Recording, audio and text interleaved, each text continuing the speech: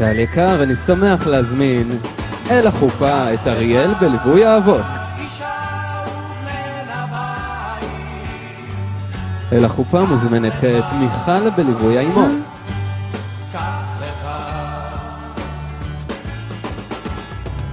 אני רוכב, השמש בגבי, כן אני מרגיש אותה איתי כאילו עכשיו הזמן עוקב וכבר נוגע בי. ערב טוב וברוכים הבאים לחגיגת הנישואין של מיכל ושל אריאל. שנה טובה לכולם. אנחנו נמצאים בפתחה של שנה חדשה, 10 ימי תשובה, ימים קדושים, ימים טהורים, ימים של חסד. והנה אנחנו מצעידים עוד זוג לברית הנצח של עם ישראל. מיכל ואריאל, רעים האהובים. אני מתכבד לערוך לכם את טקס החופה והקידושין כדת משה וישראל. אני מאחל לכם ולמשפחות משני הצדדים, לסבתא ולסבא, לסבתא ולסבא, ברכת מזל טוב חמה ולבבית. יצב הקדוש ברוך הוא את ברכתו עליכם, ותקימו בית נאמן בישראל, מתוך אהבה, אחווה, שלום ורעות. לך אריאל אני מאחל, ייתן השם את האישה הבאה אל ביתך כרחל וכלאה, אשר בנו שתיהן את בית ישראל ועשה חיל, וראה חיים עם האישה אשר אהבת. לך מיכל אני מאחל חיים מלאים, נחת, אהבה, בריאות, אושר, לא יזיק, גם קצת אושר. ובעניין הדעד, אנחנו ניגשים לטקס עצמו, אני אברך את ברכות האירוסין, ואתם, מיכל ואריאל, יחד עם כל הקהל, תענו אמן על הברכות. בשעה טובה ומוצלחת.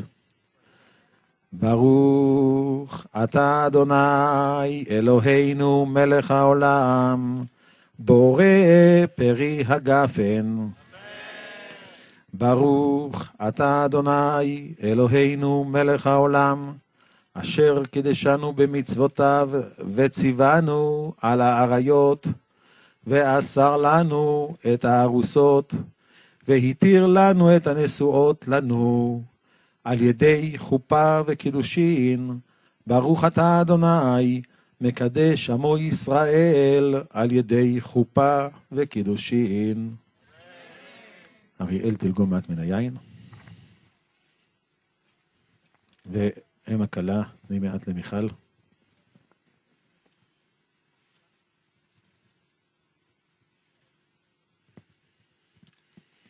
תודה.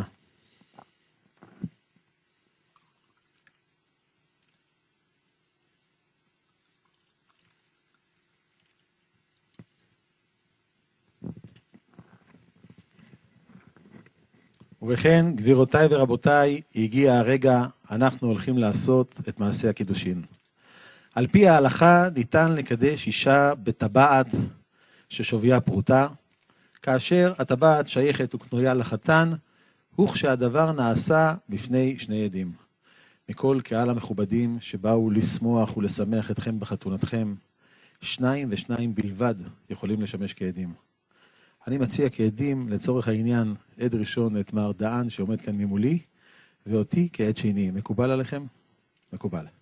מר דהן, מה אתה אומר? הטבעת הזו שווה פרוטה? שווה. מיכל, הטבעת הזו שווה פרוטה? שווה. קח את הטבעת בידך.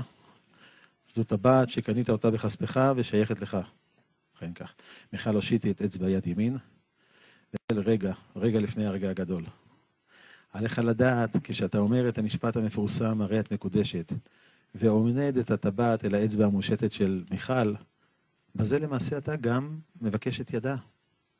מיכל, כשאת מושיטה את אצבע יד ימין, ומקבל את הטבעת, בזה את אומרת לו כן, את מסכימה לנישואין האלה. את רוצה להתחתן איתו? כך עושה רושם. בקול רם. הרי את מקודשת לי בטבעת זו כדת משה וישראל. מקודשת, מקודשת, מקודשת. מזל טוב. תראו כמה אוהבים אתכם. מזל טוב. גבירותיי ורבותיי, זוהי הכתובה. הכתובה היא מגילת הזכויות של האישה היהודייה. בכתובה מתחייב החתן באורח חיים תקין, לעבוד, לפרנס, לכבד את רעייתו, ולדאוג לכל צרכיה, הכלכליים והרגשיים. בזמן שחז"ל תקנו את הכתובה, השפה המדוברת על ידי העם הייתה ארמית. לכן גם הכתובה כתובה בשפה הזו. אנחנו לטובת כל הקהל הנכבד, ובוודאי לטובת החתן והכלה, נתרגם את תמצית הנאמר בכתובה לשפה העברית המדוברת. אריאל, החזק את הכתובה. וכך נאמר בכתובה: עוד יישמע בערי יהודה ובחוצות ירושלים כל ששון וכל שמחה, כל חתן וכל כלה. אנו מעידים כי החתן אריאל אמר לה לבחירת ליבו, מיכל אהי לי לאישה כדת משה וישראל. ואני מבטיח לך בעזרת השם לכבד אותך, לדאוג לצורכי הבית ולכל צרכייך האחרים, כדרכם של אנשי ישראל העובדים, מכבדים ומפרנסים את נשותיהם בדרך כבוד. אני נותן לך את כסף כתובתך ראוי לך, נדוניה בתוספת כתובה כפי הנקוב במקור. לא אומר את גובה הסכום, אומר רק זאת שהסכום הנקוב במקור הוא סכום גבוה ומעניין במיוחד, והסכימה הכלה מיכל להיות לו לאישה, אפילו רצתה מאוד. וכך הצהיר החתן: את אחריות שטר הכתובה בתוספותיה קיבלתי על עצמי לפרוע כל ימי חיי, ולאחר אריכות ימים ושנים מעתה ועד עולם, ככל האחריות של שטרי כתובות הנוהגים בבנות ישראל, שעשויים כתיקון חכמנו זיכרונם לברכה. וקיבלנו קניין מהחתן אריאל לכלה מיכל, על כל הכתוב המפורש לעיל בכלי שכשר לקנות בו, והכל שריר ובריר וקיים. וכאן באות חתימות העדים של מרדען ושלי, וגם החתן אריאל הוסיף את חתימת ידו. קפל את הכתובה, ומסור אותה לרעייתך הטריה. את יכולה לתת לאמא שתשמור לך. גבירותיי ורבותיי, לכל הברכות שכולנו מברכים מכל הלב את מיכל ואת אריאל, נאמר בתוספתא שחתן ביום חופתו דומה למלך, כלה דומה למלכה. המלך מבקש לברך את המלכה, והמלכה את המלך. המלכה מיכל, בבקשה. אריאל, חוף מבטחים שלי. אחרי מסע ארוך אנחנו מטילים עוגן. אני בטוחה שאין מקום טוב יותר עבורי לצמוח. אתה אחד ויחיד ומיוחד מאין כמוך. הדרך שבה אתה עוטף אותי לא דומה לאף הרגשה שהייתה לי מעולם. מרגע שפגשתי בך, משהו בתוכי נרגע. אני מרגישה שהגעתי הביתה. הצעד הזה שאנחנו עושים היום מרגיש כל כך בטוח וכל כך נכון. זה היום המאושר בחיים שלי. היום אנחנו מניחים אבן פינה כחלק מהקיום המשותף שלנו. אבן פינה, יסוד מוצק של בית משותף שלי ושלך. מקום בטוח שמושתת על אהבה גדולה, אמון והדדיות. אני מקווה שאצליח להיות משענת ראויה עבורך כפי שאתה עבורי. שיחד נחלום ויחד נגשים, שנחקור ונגלה, ושלא נאבד לרגע את הסקרנות. אני סבורה שיש מעט מאוד דברים בחיים שמרגישים כל כך נכונים כמו הרגע הזה, כמו אתה ואני. כמו העיניים המחייכות שלך שאני כל כך אוהבת, וכמו החיבוק שהוא חוף מבטחים. אריך פרום אמר פעם שהפרדוקס באהבה היא העובדה ששתי ישויות הופכות לאחת ועדיין נותרות שתיים. החיים איתך גרמו לי להבין את הפרדוקס הזה לעומקו. אתה חלק בלתי נפרד ממני. אני אוהבת אותך.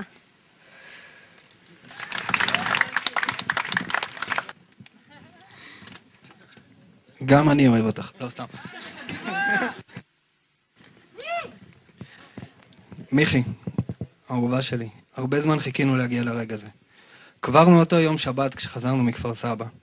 ולאורך כל הדרך שעשינו מאותו יום, הבנתי יותר ויותר שאת האחת של חיי. את שם לצידי כשטוב, כשרע, שמח וגם כשעצוב. את יודעת לקרוא אותי כאילו הייתי עוד ספר במדף הספרים בבית. והנה היום מתחיל סיפור חדש, סיפור שמתחיל באהבה ולא ייגמר לעולם. סיפור של אחדות, חברות ושוב אהבה חסרת גבולות. אחרי כל זה, אני עדיין שואל את עצמי לפעמים, איך את סובלת אותי? אז מיכי, כאן ועכשיו ממשיך מסע חיינו, אבל מעכשיו כמשפחה. משפחה בבית שנקים ונמלא בשלווה. אהבה, בעלי חיים, ובטח גם איזה כמה זעתותים שהתרוצצו בין החיות. אני מבטיח להיות שם לצידך לנצח, ברגעים השמחים שיבואו, ובמיוחד לעמוד שם ולתמוך בך ברגעים הקשים. מיכי, אני אוהב אותך. ולכל הברכות המקסימות האלה, אנחנו נצרף עכשיו את 7 ברכות הנישואין. 7 הברכות שנברך בעוד רגע קט, או בשמחת הנישואין, מתקופת הבריאה, דרך ההווה ועד לעתיד, והן קושרות השמחה הפרטית שלנו הערב, של מיכל ושל אריאל, לשמחה הלאומית הכללית. ברוך אתה אדוני אלוהינו מלך העולם, בורא פרי הגפן. ברוך אתה אדוני אלוהינו מלך העולם, שהכל ברא לכבודו.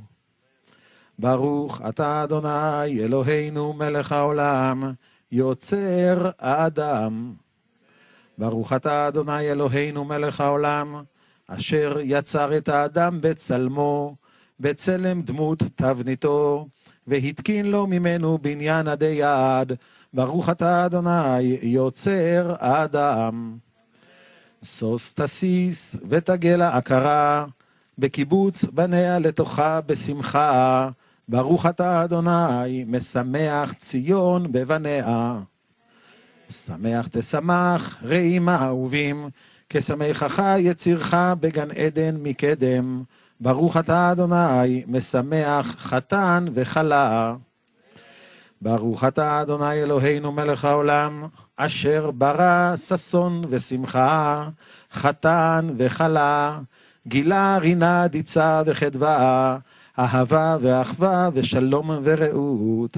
מהרה אדוני אלוהינו יישמע בערי יהודה ובחוצות ירושלים, כל ששון וכל שמחה, כל חתן וכל כלה, כל מצעלות חתנים מחופתם, ונערים ממשתה נגינתם.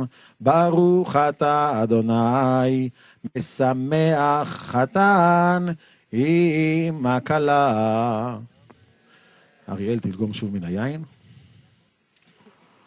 ולאחר שהתחייבת לפרנס את רעייתך, תשקיע אותה בעצמך מן היין.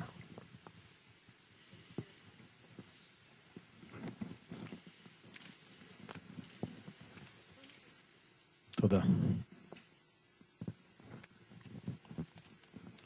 ולסיום הטקס, בפרק קל"ז בספר תהילים מובאת השבועה שנשבעו הגולים על נהרות בבל לאחר חורבן בית ראשון.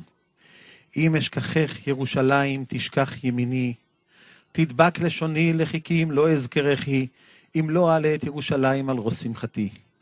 ראש שמחתי זו השמחה הראשית, שמחת הקמת בית חדש בישראל, כפי שמיכל ואריאל עושים ממש ברגעים אלה. דווקא בשעה הזאת, כשהם מקימים את ביתם הפרטי, עליהם להדגיש את ההזדהות והשתייכות שלהם לבית ישראל הכללי, שסמלו בית המקדש בירושלים. בית המקדש וירושלים לצערנו עדיין חרבים, ומרבית העם שיצא לגלות טרם שב לישראל. לכן כאקט סמלי וכהזדהות, אנחנו לוקחים כלי שלם ומנפצים אותו להדגיש את אי השלמות של חורבן הבית וחורבן ירושלים. אריאל הנח את הכוס תחת רגל ימין, ולפני כן תאמרו יחד את פסוקי השבועה לירושלים. אם אשכחך ירושלים, תשכח ימיני, תדבק לשוני לחיכי, אם לא אזכרכי, אם לא אעלה את ירושלים על ראש שמחתי.